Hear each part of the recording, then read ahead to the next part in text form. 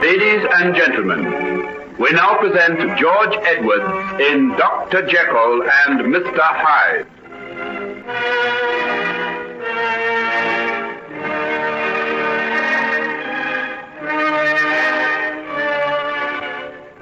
Sit down, Mr. Utterson. Pray be seated.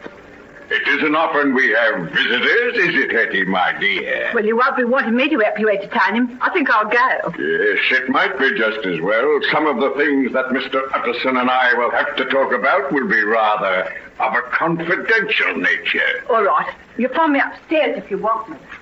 And now, Mr. Utterson, perhaps you'll be good enough to tell me what it is that brought you down to my rather secluded residence? I came on behalf of my client, Mr. Randolph Winter. Ah, yes. The gentleman with the model housing scheme. I think I have given my reply in unmistakable terms to his proposals. I'll admit I was glad of an excuse to come down to your place. I wanted to see you. Good. Now we're getting somewhere. And the reason you wanted to see me was to try and ferret out what connection I had with Henry Jekyll. Wasn't that it? It was. You were wasting your time with Hetty.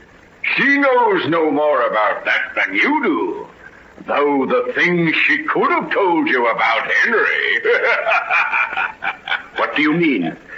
You want the full, unvarnished story of Henry Jekyll? Of course I do. Because you don't want him to marry your daughter, isn't that it? Never mind my reasons. Isn't that it? Answer me. Yes, that's it, if you want to know. I want the truth. You want the truth from me? I demand it from you. Very well, then. I have never wanted my daughter to marry him, and if you put me in possession of sufficient evidence to make it impossible, I shall consider myself as being in your debt. My debt? Oh, that's good, that is. Well, please, go on. This interview is painful, and I want to have done with it. First, we will finish with Hetty. As I was saying, he accidentally found her again. He was horrified to see what she'd become, and he took her away with him out of the place she worked in. He took her to the building at the back of his father's house. He calls it his laboratory. What? He had a girl there? Oh, but only for a very brief time. Henry was entirely blameless on this occasion.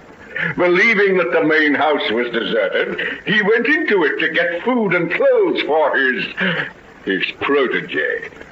It was about 2:00 in the morning, remember? And while he was groping his way in the dark, who should surprise him but his father?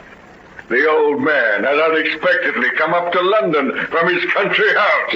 Yes, go on. Picture Henry's dilemma. There he was, with Hetty waiting for him in the laboratory. And his father, asking what he was doing, wandering round the house like a thief at such an hour of the night. Henry made some sort of an excuse and went off to bed. Leaving the girl to shift for herself?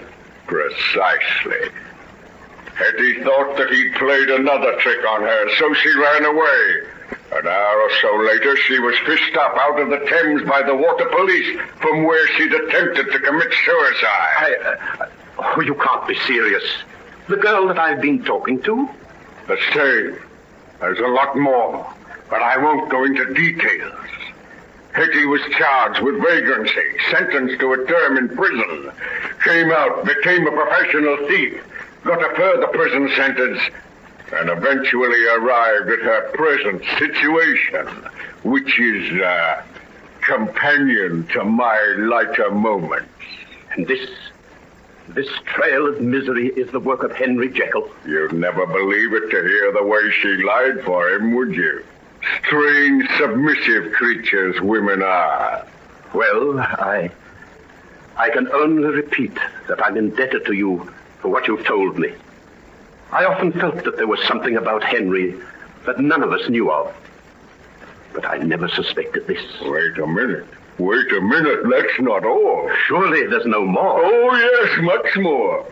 You were asking Hetty about David Markham, the unfortunate young boy who fell from the window. That was Henry's doing, too. What? Yes. He didn't push him from the top of the tower, but it was he who led him to do the things that got him expelled. They had a quarrel up there, and Markham lost his balance. That's the explanation of the accident. I wonder no one ever suspected it. But he was little more than a schoolboy then. Oh, curious. But curiously old for his age. Didn't you once make that very remark to his father? How do you know these things? I told you Henry and I are twin souls. When you first said that, I thought you were joking. Now you begin to think there may be some truth in it. And I'm not a very pleasant specimen for a man to claim affinity with, am I? At least you look what you are. And Henry, with his pale, fine face and sensitive manner, looks something of a saint. Two halves of a single whole, Mr. Utterson. You're talking riddles, but that's unimportant. Unimportant? You never made a greater mistake in all your life. It's the most important, the most vital statement you've ever heard, if you only knew it. I'm afraid I can't stay to discuss metaphysics with you now, Mr. Hyde. What you told me has been such a shock that I'll ask you to excuse me. So that you can go and break the news to Margaret and postpone the wedding once again? Oh, it won't be mere postponement. This time, will it? After what you have told me, she will marry that man only over my dead body. That's precisely what she's going to do. She's going to marry him over your dead body. Well, what's the matter with you? Have you suddenly gone mad? Why have you shut the door? So that I can lock it. There! Now it's done. We're shut in here alone. Just you and I. Let me out. What sort of madness is this? I told you too much knowledge of a certain kind is dangerous, didn't I? Oh, no. You needn't go casting wild looks at the windows. The shutters are barred on the outside. I demand that you open that door and let me go. I've been waiting for this moment far too long. I've thought of it for years. I began to hate you, I think, when I was still a child. I hated the way you looked at me, curiously, as though I was some sort of specimen impaled on a pin.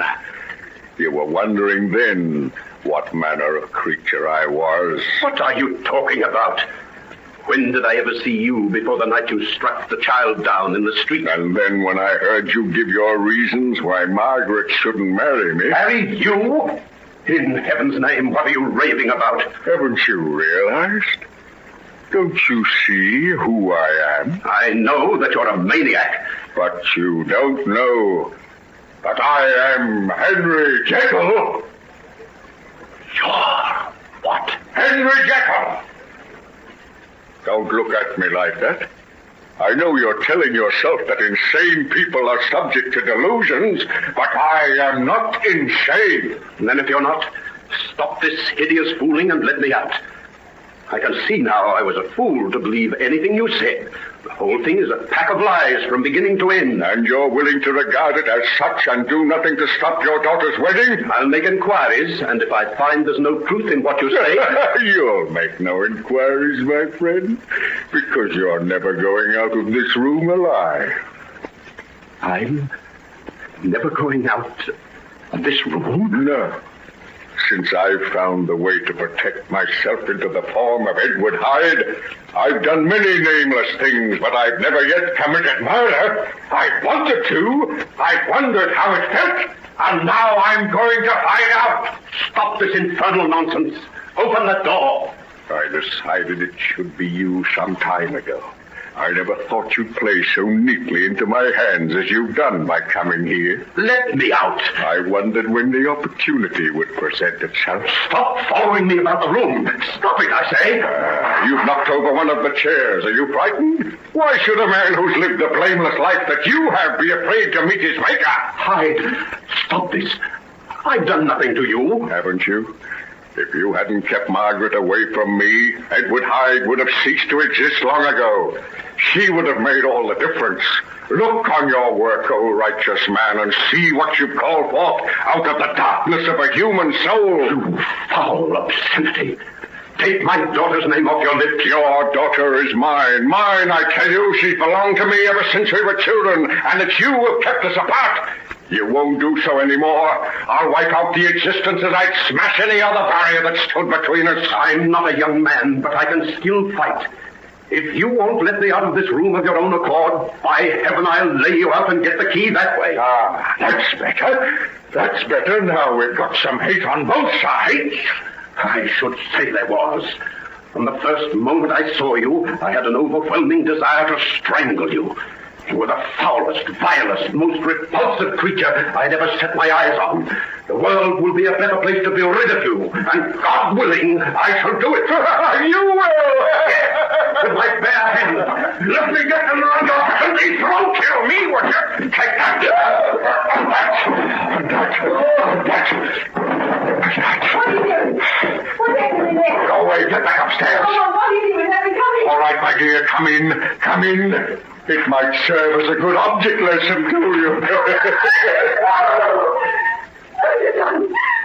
Oh, look at him. Yes, take a look. That's the work of Edward Hyde. Not a man to fall foul of. Oh, look at his head. Oh, you beast. You beast. Shut up, you little fool. I'll choke you, too. That's right. Faint. Well, perhaps it's just as well. Now, let me get out of this. First the stick. I must destroy the stick I killed him with. Into the fire with it. Into the fire with it. That's right.